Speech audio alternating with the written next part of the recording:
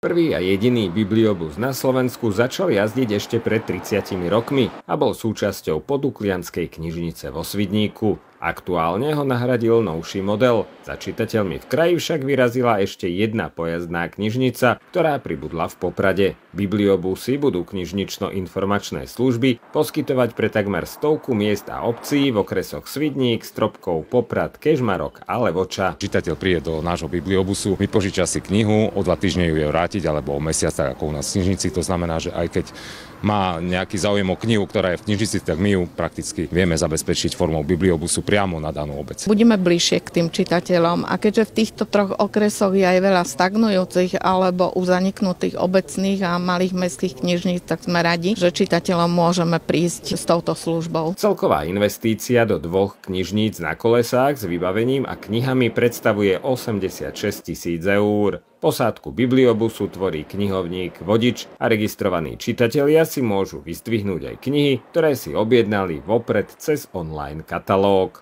Pojazdné knižnice spolu ponúkajú takmer 6 000 knižných titulov a dokumentov.